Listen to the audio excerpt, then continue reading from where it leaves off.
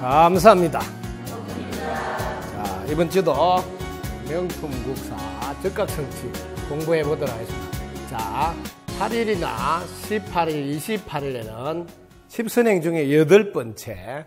색상으로는 뭐예요? 검정색. 검정색. 자, 8번째가 뭐예요? 솔직하게 드러냈으므로. 네. 솔직하게 드러냈으므로 좋은 관계가 되었습니다. 이게 이제 전부 다 우리가 살아가는 이 사바 세계에서 뭐든지 인과 연에 의해서 이는 과보가 나오는 인과의 법칙이 적용된다. 그래서 항상 인과의 법칙을 알고 이 법칙을 믿고 의지하는 것을 늘 안내해 주기 위해서 10선행을 소개하고 있습니다.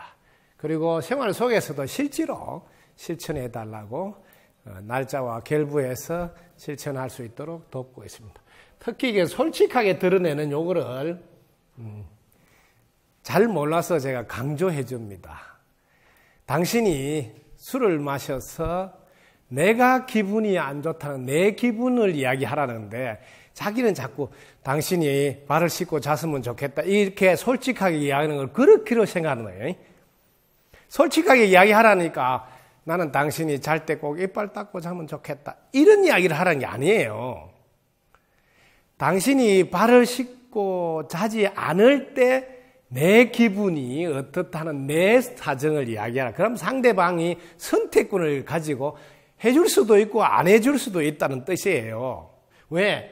좋은 관계를 이루기 위해서는 내 기분을 당신이 술을 드시는데 내 마음이 이렇게 안 편치? 이 이야기 하라는 거지. 술 좀 안 잡수면 안 돼요? 내 솔직한 이야기를 했다. 그렇게 하는 거 아니에요. 이 부분을 잘 혼돈하는 분이 많더라고. 이해가 됐습니까? 네.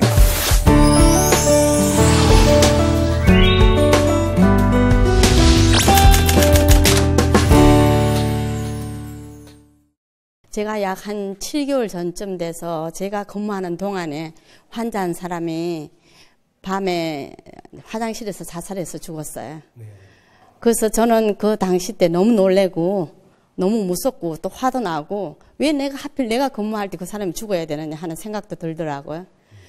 그래서 우선 경찰도 오고 이러니까 우선 제가 무서워가지고 저는 간호원으로 일했기 때문에 죽음을 많이 본 사람인데도 자살했는 사람들 앞에는 무지하게 무서웠어요. 이름 말할 수 없도록. 그래서 저는 거기서 제가 만약에 불문에 대해서 조금 더 알면은 그 상태에서 조금 더 유연하게 아니면은 자연스럽다 그럴까 그렇게 받아들일 수 있는데 그렇게 못 받아들이는 제가 참 좀 어려웠다 그럴까요? 그래서 저는 그 당시 때 간호원으로 직업으로 일하면서도 제가 죽음을 받아들인 걸 어떻게 받아들여야 하는 그 의문이 제가 그 근무를 끝나고 난 뒤에도 계속 지금까지 간직하고 있습니다. 그래서 저 입장에서 죽음을 어떻게 받아들여야 되나 직업인으로서 그걸 여쭈고 싶었습니다. 박수 한번 부탁드립니다.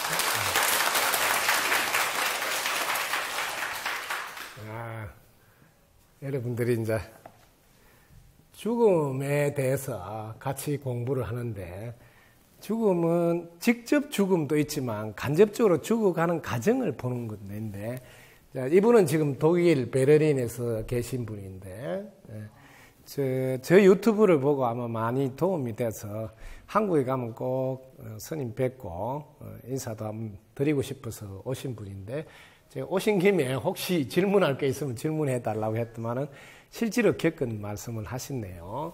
본인이 독일에서 지금 간호원으로 간호사죠, 간호사. 간호사로 지금 가셔서 계신 지가 42년이라니까 어마어마하죠. 그러니까 간호사로서 42년이면 뭐 누말 따라 산전수전 다 겪었다 해도 되는데 많은 분들을 돌아가신 거를 뭐 보고 또 하고 했었는데 여기에 어떤 분 잘 보라고 내가 근무하고 있는 시간에 자살이 일어났다. 이러다 보니까 그냥 편안하게 돌아가시는 분을 뵐 때 하고 내가 근무하는 중에 이런 책임의식이라는 게 같이 맞물려 있어가 훨씬 더 당황했다. 또 책임 소재, 추궁 이런 것도 염려되고 이러다 보니까 간호사를 내가 40년 넘게 이렇게 했는데도 정말 죽음을 많이 봤는데도 왜 이렇지 내 마음이 그러면서 이런 거 보고도 내 마음이 여여해질 수 있도록 일찍이 불문에 들어서 공부를 해둘 걸 하는 그런 마음도 생기고 지금이라도 이런 마음을 제대로 배워서 앞으로 이런 일이 또 안 닥치는 말은 없거든요. 그럴 때 잘 대처할 수 있기를 안내 바란다. 이런 이야기가 아마 질문에 이어질 것 같아요. 자, 이 자살에 대해서 먼저 공부를 한번 합시다. 인생은 전화이복이라 해서 뒤집으라는 게 전자예요. 뒤집을 전자예요. 이거 한번 뒤집어 볼까요? 어떻게 될까요? 살자로 바뀝니다. 여러분이 살자 하면 되는데 살자를 못 해가. 왜 살자가 안 나오느냐 하면 이 세상은 본인의 노력도 중요하지만 주위의 도움과 함께 굴러갑니다. 그래서 인과 연애에서 생긴다. 이분이 본인의 노력을 안 한 게 아니에요. 근데 본인이 정말 소통할 수 있는 한 분이 안 계시는 거예요. 본인의 노력과 주위의 도움이 맞물려서 이 세상이 굴러가는데 본인의 노력은 있는데 주위의 도움이 없다고요. 소통할 수 있는 한 분. 옆에 간호사도 있고, 의사도 있고, 간병인도 있고, 이런 소통할 수 있는 한 분. 이게 없으면 사실은 동굴 속에 캄캄한 데 갇혀있는 기분이에요. 그럼 압박감이 너무 심하니까 사실은 막 죽을 것 같아 이러면서 사실은 죽음으로 선택되는 거거든요. 그래서 우리가 이 자살을 우리나라도 자살률 1위라고 지금 6년째 이렇게 금메달을 딴다고 그러는데 여기에 저도 많이 상담을 받아봐서 아는데 이분들 공통점이 딱 자기하고 속에 있는 이야기를 할 수 있는 한 분이 안 계신다는 거예요. 그래서 이 접근을 우리 사회에서 지금 자살률을 좀 낮추고 혹은 소통하고 이런 이야기만 하지 1대1로 이 한 사람이 소통할 수 있는 한 사람이 있는지 체크하는 게 정말 중요해요. 마찬가지로 간호사가 따뜻하게 환자와 1대1로 속마음까지 소통이 안 되고 있었구나를 먼저 돌아보는 게 제일 중요합니다. 그래 앞으로도 우리 병원 널리 다른 병원에도 환자가 자살하는 일은 안 생긴다. 자기 이야기 들어줄 수 있는 한 분이 안 계셔서 이런 막다른 생각을 하게 됩니다. 그래서 제일 먼저 내 잘못이구나. 내라도 한 분 한 분 정말 그 속 깊이 따뜻하게 해줄 수 있는 보살 같은 마음, 혹은 연세가 좀 많다면 내 친정 어머니다 하는 마음으로 앞으로는 간호를 해야 되겠다 하는 이런 마음이 아마 생겨야 되겠다. 이번 계기로. 그래서 이분이 오히려 내 인생에서 걸림돌이 아니라 디딤돌로 삼아서 이 계기로 환자 한 분 한 분 다가가서 속에서 정말 하고 싶은 이야기를 들어줄 수 있는 것부터 이번 계기로 할 수 있으면 참 좋겠다. 그 다음에 지금 막상 일어났을 때는 죽음에 대해서 공부를 잘 해두세요. 죽으면 끝이 아니다는 것을 이걸 평소시에도 고통받는 환자들한테 안내해 줄 필요도 있습니다. 죽음은 연장선이다는 거예요. 연장선. 즉 지금 우리 입장에서 봐서 죽음이지 하늘나라 입장에서 보면 새로 태어난 거예요. 우리는 죽었다고 단어를 쓰지만 이게 우리에게는 죽음이 이쪽에서는 사는 생이에요. 생. 다시 태어남이거든요. 호는 영혼이랄 때 호는 하늘로 올라가서 신이 되고 백은 땅으로 가서 귀가 된다 이런 이야기 들어봤을 거예요. 어떤 가르침도 죽으면 끝난다 이런 가르침 없습니다. 늘 이어간다. 그랬을 때 이게 마지막 죽음에 임할 때 따뜻하고 밝은 마음, 어떤 마음이냐 하면 그동안 살아오면서 고마웠던 마음, 기뻤던 마음, 사랑했던 마음, 행복했던 순간을 떠올리라고 안내하는 게 참 중요합니다. 행복했던 순간을 떠올리는 그 순간의 마음으로 싹 생을 마감한다면 그 마음이 마지막 시입니다. 마지막 시. 이거를 유식에서는 재생연결시입니다. 재생은 다시 생이 이어지느냐 연결식이라 그럽니다. 그래서 마지막에 어떤 마음을 먹고 마무리했느냐가 이게 다음 윤회의 결정적인 역할을 합니다. 이거 꼭 알아둬. 재생연결식. 근데 마지막에 괘씸한 놈, 네가 그럴 수 있냐 이런 마음으로 해버리면 이건 어마어마한 일이 생기는 거거든요. 그래서 돌아가시기 전에 반드시 맺힌 게 있으면 풀고 돌아가시도록 도와주라. 이런 게 그래서 그럽니다. 그래서 죽음은 연장선이다. 절대 끝이 아니니까 빨리 밝은 마음이 회복될 수 있도록 우리가 간절히 염원하고 또 대신 참여도 하고 또 기도해서 연불로 좋은 덕수로 갈 수 있도록 돕는 이런 걸로 마음의 안정을 찾으시면 아마 조금은 자기 마음이 가라앉지 않을까.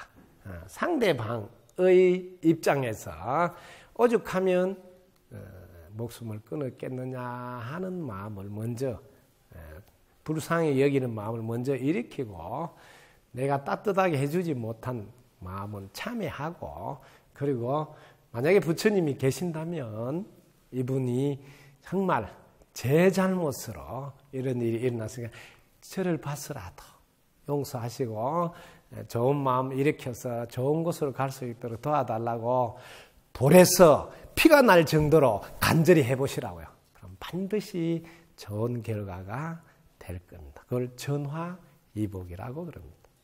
그럼 됐습니까?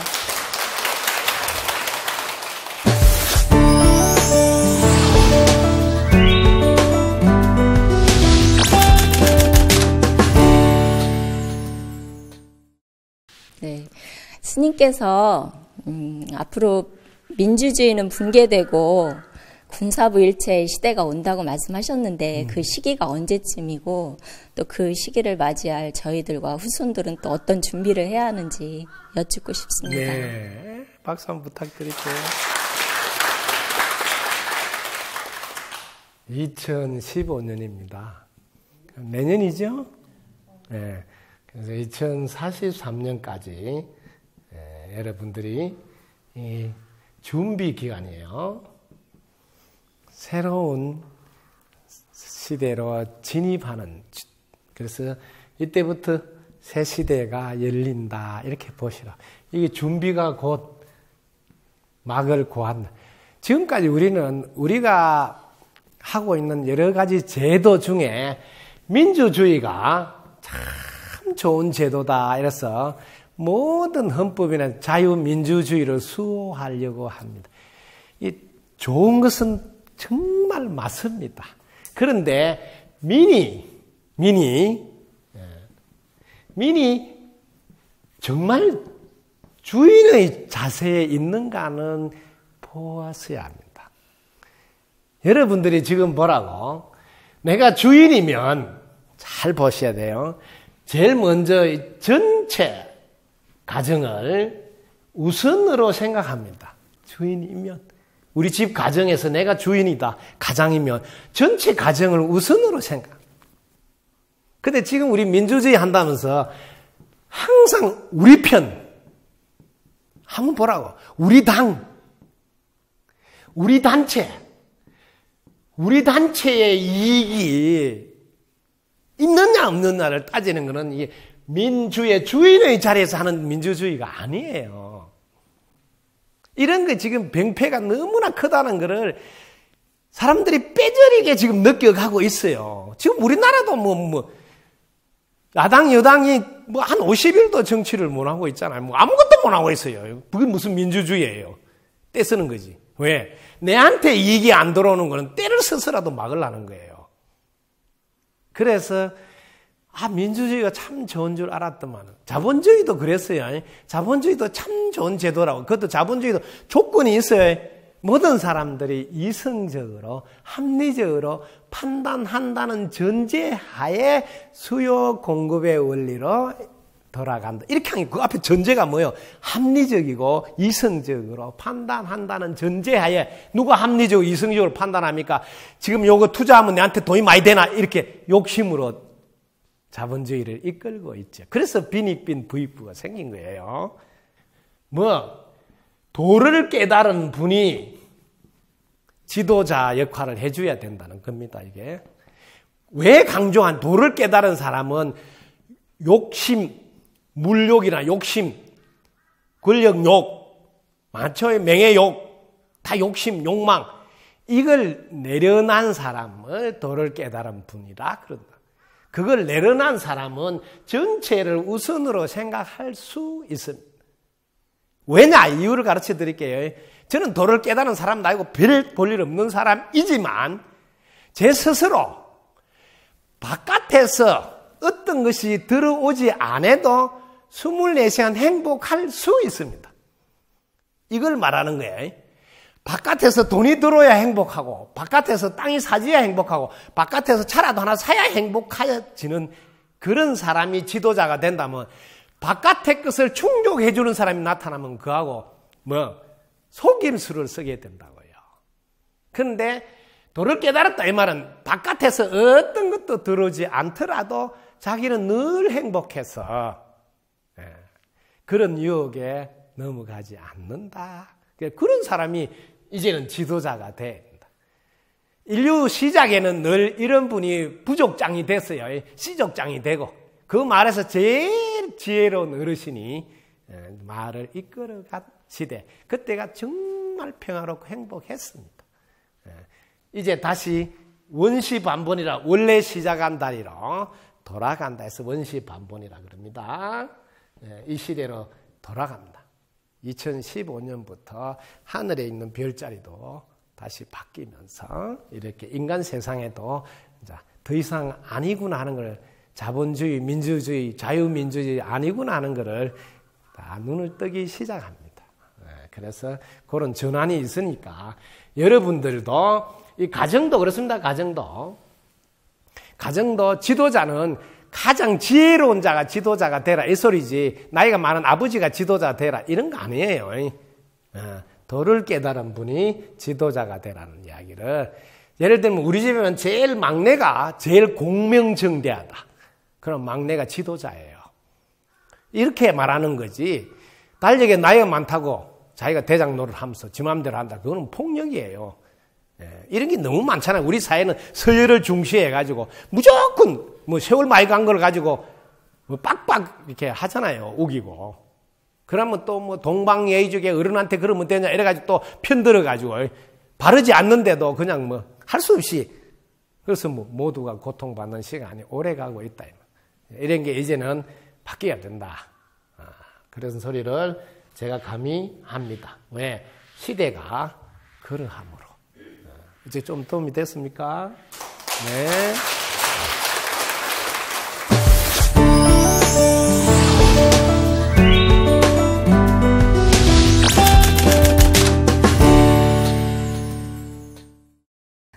부처님 가르침의 핵심이라고 볼 수 있는 삼법인에 대해서 스님께 말씀을 좀 듣고 싶습니다. 네, 박수 한번 치세요. 제가 이제 이번 6개월은 여러분들이 듣고 싶은 이야기를 해주니까 참 좋아요. 그전에는 제가 이 정도는 알아야 되지 않겠습니까? 막 일방적으로 제가 여러분들에게 아마 이 이야기를 전했다면 지금은 이분들이 이런 이야기가 궁금하구나 하는 것을 저도 따라서 여러분의 속에 들어있는 이야기를 읽을 수 있어서 너무 좋습니다.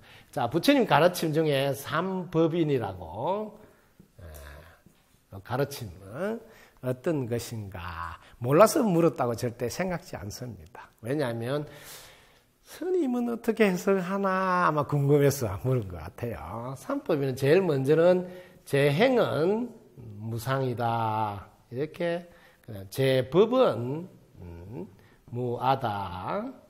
그 다음에 일체는 개고다. 혹은 열반은 적정이다. 이렇게 그래서 보통 일체계고 1에서 3법인 하기도 하고 이까지 다 합쳐서 4법인이라 하기도 합니다. 자, 해석을 어떻게 하냐면 재행이란 말이 어떻게 해석해야 되느냐. 이거는 전제를 할게요. 기존에 많은 분들이 불교 교양대에서 설명하고 계시니까 그거는 아마 정통적으로 아마 비슷할 거예요. 이건 제 이야기다. 성담이라는 사람의 의견이다. 이렇게 전제하고 들으시면 편안합니다. 저한테 물었으니까. 저는 이 재행을 뭘 하냐면 생각, 일으킨 이유, 분별. 이렇게 저는 여러분한테 전해줄게요. 분별해봐라. 분별하면 생겼다가 사라지는 걸 볼 거다. 이 무상이란 말은 상자는 항상 늘 그대로 있는 법이 없단다. 이걸 무상이라 그래요. 왜? 여러분 생각을 한번 이렇게 보세요. 이렇게 있으면 반드시 마침이 있잖아요. 분별 한번 해보세요. 분별하고 나면 마침이 있지. 그래서 생각을 일으키거나 분별을 이렇게 보시라. 이렇게 쓰니 반드시 마칠 때가 있다. 이게 세상 이치란다. 세상 이치란다. 왜 저는 이렇게 해석하냐면 이 세상은 자기가 없으면 세상도 없기 때문입니다. 이 세상에 자기가 있단 말은 자기 생각이 있는 겁니다. 자기 생각 속에 이 세상도 존재하고 자기 생각 속에서만 여러분들이 전부 다 판단하고 알기 때문입니다. 자, 제법무하란 말은 제법이란 이거 역시 똑같습니다. 제가 말해주는 분별이나 생각을 하게 되면 반드시 여기는 나가 있고 너가 있게 됩니다. 분별하게 됩니다. 근데 만약에 분별을 안 하면 이때는 나도 없고 너도 없고 즉 대상도 없습니다. 나도 없고 너도 없으니까 이거는 무아예요. 나가 없다 소리예요. 제법은 무아예요. 저는 이렇게 전혀 다른 각도에서 한번 생각해보라고 들려주고 싶어요. 일반적으로 말하는 거는 그냥 뭐 교양대에서 많이 들었으니까 그거는 두시고 생각을 일으키면 일어났다 사라지고 생각을 일으키지 않으면 나가 있겠나 너가 있겠나 일체가 없음을 알아라. 일체가 다 괴로웁니다. 이 말은 모를 때 이 두 가지를 모르면 일체가 다 괴로웁니다. 내 생각이 일으켜서 나온 줄 모르면 그러면 다 고통입니다. 내 생각이 일으켰구나까지 알아버린 사람은 열반적정입니다. 늘 행복합니다. 늘 행복. 이거는 뭐예요? 고통이잖아요. 전혀 대조적이죠. 그래서 요거하고 연결해서 제가 대승불교로 가면 여러분들은 대승불교는 부처님이 하신 가르침이 아니라고 이렇게 강조하는 분이 계세요. 아니다 말은 여러분 너무 모르는 소리예요.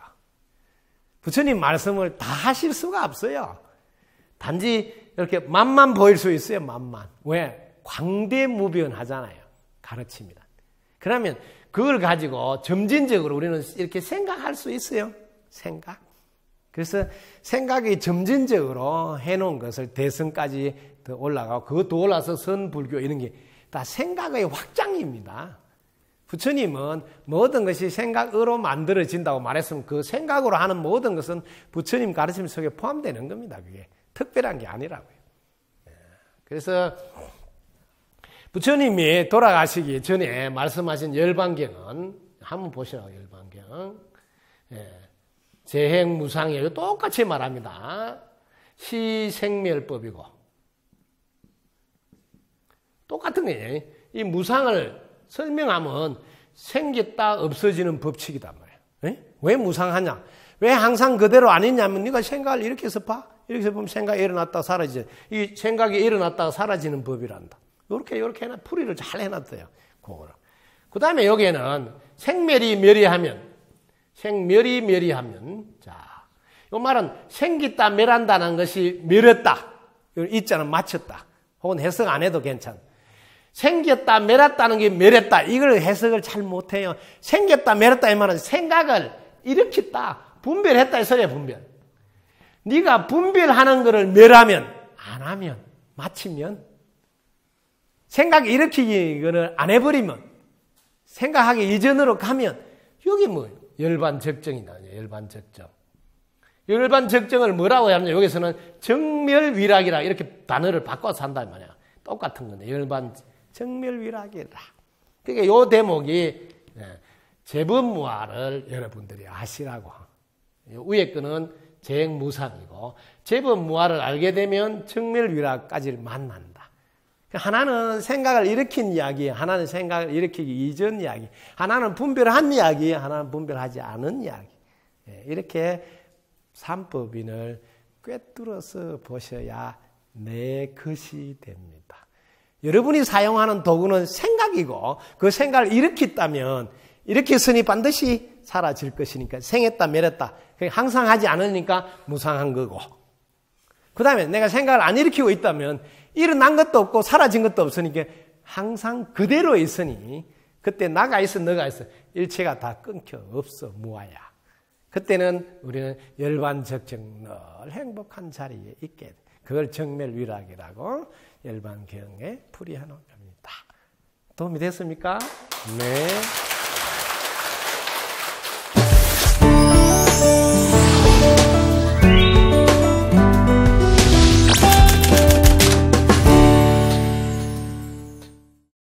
그동안 스님께서 강의하신 내용 중에서 천부경 강의에 대해서 한마디 여쭙겠습니다. 네.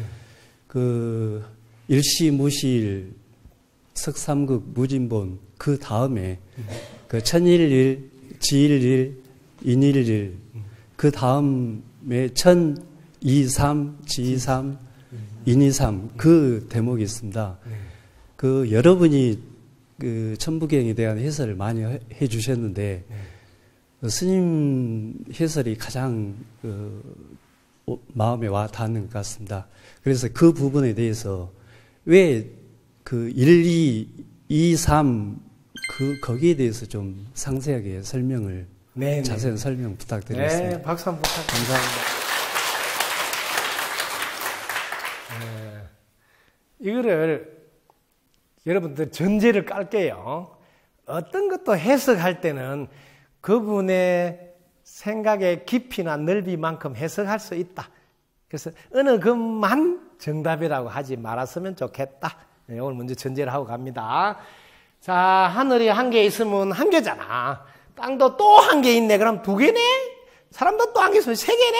뭐 이렇게 간단하게 보셔도 괜찮습니다. 네? 한 개, 두 개, 세 개다 이 소리야. 셋이 왜 석삼극 무진본 세 개를 쪼갰다 이 말이야. 거기 쪼개서 한 쪼가리는 하늘이라 그러고 한 쪼가리는 땅이라 그러고 한 쪼가리는 사람이라 그런다. 이렇게 해석하면 한 개, 두 개, 세 개 이렇게 간단하게 돼버리잖아요. 그런데 하늘을 자세히 한번 볼까? 자세히 보면 하늘이 어떻게 하고 있어요? 하늘이 움직이고 있잖아요. 움직이고 작용하고 있잖아요. 작용. 이 세상 모든 작용은 플러스 마이너스이네요. 플러스 마이너스. 아시겠습니까? 작용을 하면 아무것도 안 하면 뭐 플러스 마이너스 없잖아. 이거를 우리 동양에서는 음양이라 그러잖아요. 이건 양이라 그러고 음이라 그러고. 아시겠습니까? 그럼 뭐 하늘이 작용해서 둘로 나눴으니 네. 그래서 셋이 되고 간단하잖아요. 둘로 나눴. 여기 한 개가 둘로 나눴으니까. 이거 어려운 줄 아는데 저는 아주 무식해가지고 이 나무가 있잖아요. 이렇게 해봐라고 나무가 거기 딱 쪼개봐. 쪼개면 두 개가 딱 나와보잖아. 아시겠습니까? 이걸 쪼개보라고. 이쪽에 한 쪼가리 나오잖아. 이쪽에 한 쪼가리 나요. 근데 만나는 지점이 요게 한 지점, 요게 한 지점, 요게 중간에 한 세 지점이 나온다고요. 세 지점. 그래서 삼극이란 게 꼭지점 이 소리예요. 꼭지점. 요 가운데는 중복이 되지. 하나 있을 때는 안 쪼개졌으니까 하나지만 딱 쪼개면 요쪽으로 쪼개지고 요쪽으로 쪼개지고 요는 쪼개졌으니까 쪼개지기 전에 꼭지점이. 그래서 이 셋이 내 안에 다 들어있다는 걸 아시라는 거지. 천부경은 자꾸 이걸 바깥으로 막 해석하려 하지 말고 하늘 기운도 내 안에 들어있어. 하늘의 기운이 들어있으니 음양이라 그러고, 그 음양 어렵죠. 밤낮. 네? 여러분들이 베푸는 거 하나 있고 거절하는 거 하나 있고, 사람은. 그래서 인이 예지할 때 의한, 네? 인이 예지, 네? 인과 의. 사람은 두 가지 모습. 하나는 잘 배려하고 도와주고, 하나는 거절하고. 사람의 모습은 두 가지. 또 땅은 부드러운 땅이 있고 단단한 땅이 있고, 두 가지. 하늘도 밤, 낮. 모든 것은 둘롯이 짝이 돼서 돌아가고 있다. 그래서 셋이 한꺼번에 다 있습니다. 우리 사람으로 말하면 여기는 하늘 기운, 여기는 땅의 기운, 여기는 상단전 하늘 기운, 하단전 땅의 기운, 중단전 사람 기운. 셋이. 그래서 모든 것을 끌고 들어오라고, 끌고 들어서 뭐든지 자기 속에 끌고 들어서 자기화해야지 그게 내 것으로 사용되어집니다. 그렇지 않으면 내하고는 거리가 먼 게 되어버리죠. 내하고는 아무 상관없는 게 되어버려요. 모든 공부는 내하고 상관없지 말고 끌고 들어서, 저는 이걸 어떻게 하냐면, 자, 그럼 내한테 하늘 기운이 들어오는데, 하늘 아버지는 내한테 뭐 하라고 내한테 기운이 오느냐 하면, 하늘 아버지는 나로 하여금 참되게 살아라. 이거 참되게. 한결같이 살아라. 한결같이. 하늘 아버지가 내 안에 와서 한결같이 내가 보여주듯이, 하느님 아버지가 한결같이 음양, 한결같이 밤낮 보여주듯이, 너도 한결같이, 진이면 실이라고 내가 늘 그러죠. 한결같이 참답게 살면 거기 다 열매가 열리지.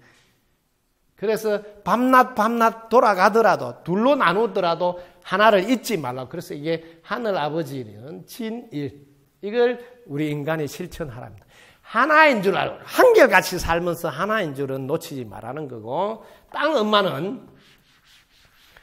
엄마는 아버지의 기운을 받아서 돌아가니까 부지런히 봄, 여름, 가을, 겨울이 생겨버려요. 왜요?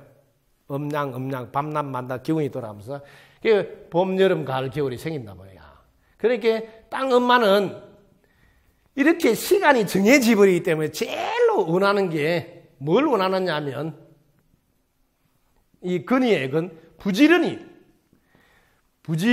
해서 하나가 되라 소리거든요. 왜? 봄에 심어야 할 때도 놓치면 안 되잖아요. 여름에 해야 될 거 가꿀 때 놓치면 안 되잖아요. 가을에 수확할 때 놓치면 설이 내리면 한 방에 다 날아가지. 이렇게 땅 엄마는 날 부지런해야 돼. 부지런해. 왜? 타이밍을 놓치면 허사야. 그래서 부지런하라고 우리한테 늘 이야기하는 거거든요. 그 다음에 사람은, 저는 사람이라 안 하는데, 이게 하늘이고 땅이고 천지가 들어있는 걸 사람이라 한다, 이렇게 생각하거든요. 일반 사람이라 생각하지 않습니다. 이 사람은 함께 힘을 모아라 소리입니다. 함께 힘을. 이 힘력자 세 개를 쓰는 거예요. 서로 힘을 모아서 하라. 이게 협일이에요. 협력해서 합심으로 뭐든지 해야 된다. 합심해서. 오직 우리는 하나인 줄 알고 합심해서 하라는 거고, 땅만 오직 하나인 줄 알고 부지런히 하라는 소리고, 하늘 아버지는 우리가 하나인 줄 알고 정말 한결같이 변심하지 말고 한결같이 하라. 지한테 이익이 없다. 그럼 금방 변한다 이 말이에요. 사람들 안 봐라고. 순수하게 한결같은 참된 마음으로 하나 돼서 하라는 뜻이고, 언제나 부지런히 해라. 왜? 한번 봐라고. 내가 부지런히 안 하면 내 몫을 옆에 사람이 또 해야 됩니다. 그러니까 얼마나 힘들겠어요. 내가 부지런히 해주면 옆에 사람들 덜 해도 되잖아. 땅만은 늘 부지런하라고. 그래서 하나 되라. 그 다음 사람은 합심해서 해라고. 합심해서. 지 마음에 안 든다고 삐치고 하지 말고 합심해서 해라. 합심. 이 세 가지가 천부경의 골수. 이걸 실천하라는 거네. 이렇게 됐습니다.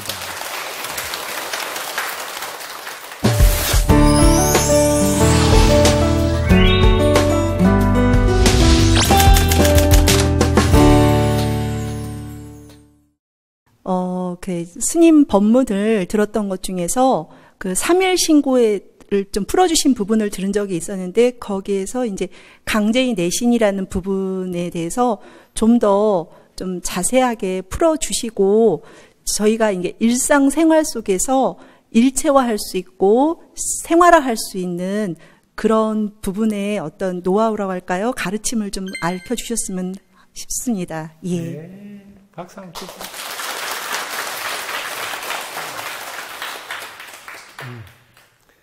삼일신고 안에 보면 우리 한을림이라고 뭐 해석했다고 하는 아버지라 했다고 우리 머리꼴에 내려와 있다. 네? 우리 머리꼴에 내려와 있다. 그래서 을이 머문다 해서 을골, 을굴, 을골, 을이 내려와 있다. 을이. 그래서 강제인해라고 이렇게 하는데 그걸 생활 속에서 접목해서 일체화되는 거는 아주 간단한 건데요.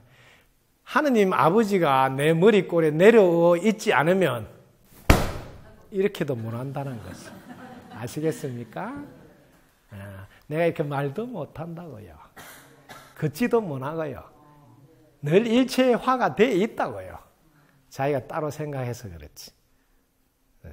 그래서 여러분들이 늘 일체화되어 있기 때문에 여러분들이 온전하고 완전하게 작동이 되는 겁니다. 깜짝 놀랍니다. 여러분들이 많이 잡숴봐라고. 일체화되어 있기 때문에 밑으로 막 빨리 나가게 하다가 안 되면 위로 빼버린다고요. 이게 일체화가 안 돼 있으면 많이 들어도 이게 신호가 안 돼가지고 가부화가 걸린 줄도 모르고 그냥 이렇게 말할 수 있도록 하는 게 지금 하느님 아버지 내 머리꼴에 내려와 있다는 증거예요. 그렇지 않으면 이렇게 작동이 안 됩니다. 어떻게 금방 감이 잡혔어요? 오, 박수 한번 치세요.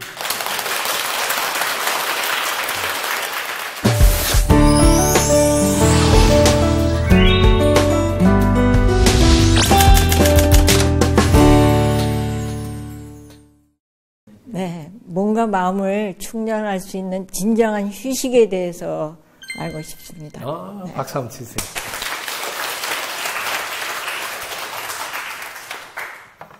자, 몸과 마음을 재충전할 수 있는 진정한 휴식에 대해서 궁금하다고 하셨습니다. 자, 이게 휴식이란 제가 개념 정리를 제가 이렇게 내린 거거든. 몸과 마음의 충전, 재충전이다. 몸과 마음, 재충전. 이렇게 제가 개념을 정리했습니다. 휴식이 뭘까? 왜냐하면 주 5일 근무를 하면서 많은 분들이 휴식 이런 이야기를 하는데 휴식이 진정 뭐냐? 그때 몸은 요가를 통해서 혹은 뭐 산행이나 뭐 간단하게 사우나 가든 어쨌든 이게 풀어서 회복시키는 거예요. 회복, 제자리로 돌려주는 회복.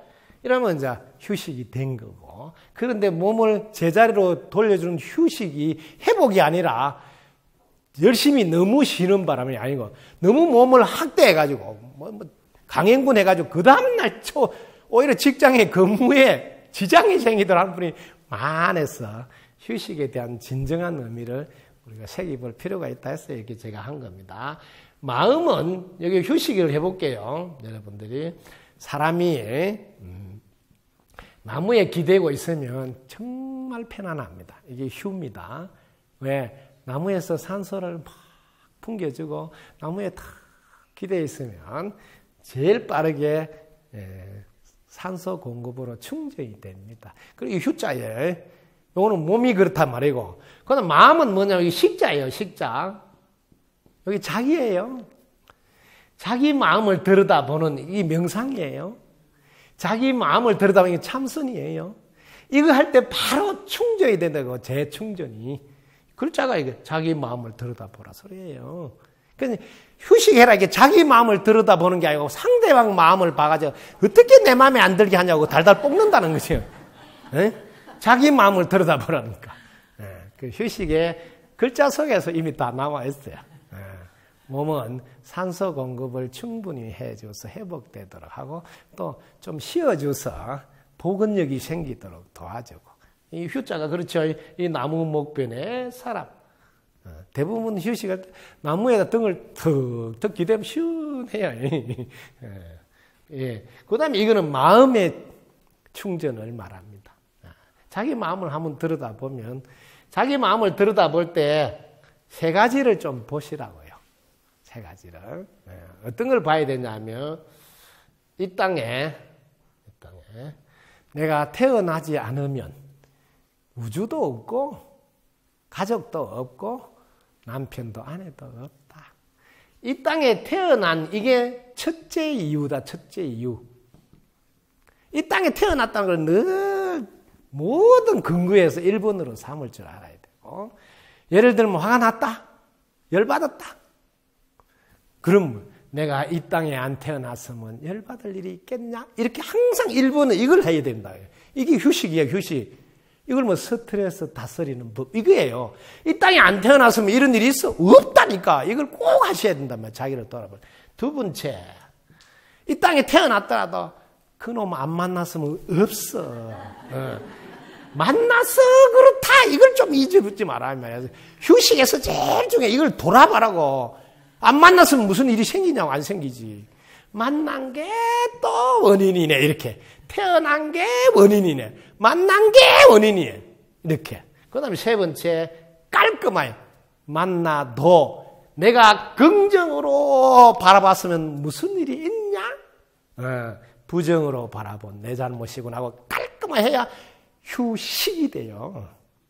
재충전이 된다고. 왜? 뭐든지 내 잘못이나 하고 결론이 내려져야지 제대로 충전이 된다고요.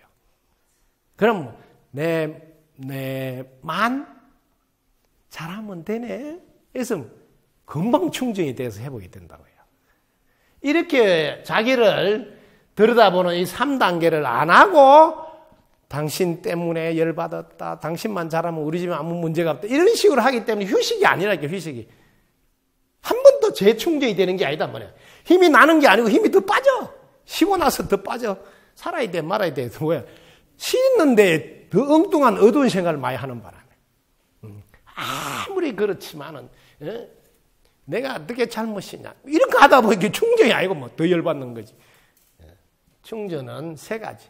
이 땅에 태어난 것이 내 잘못이요. 모든 원인은 이렇게 딱 분석하라는 거예요. 그로부터 우리는 충전이 된다. 만나지 않았으면 무슨 일이 있었겠냐? 만나더라도 내가 긍정으로 보는 힘이 있었다면 아무 문제가 없지 않느냐 하는 게 충전의 골수예요. 어떻게 됐습니까?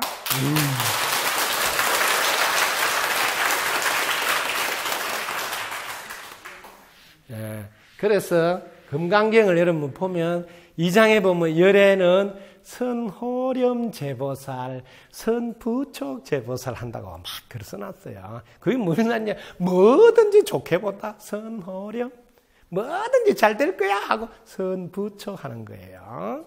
그게 누구냐? 열애다. 열애가 누구냐? 나도 뭐든지 좋게 보고 좋게 해석할 줄 알면 내가 열애가 됐다. 그래서 휴식은 내가 열애가 되는, 본래 열애의 자리를 회복하는 시간이다. 이렇게 한 차원 높여 해석하셔도 됩니다. 어떻게 접수가 됐어요? 네.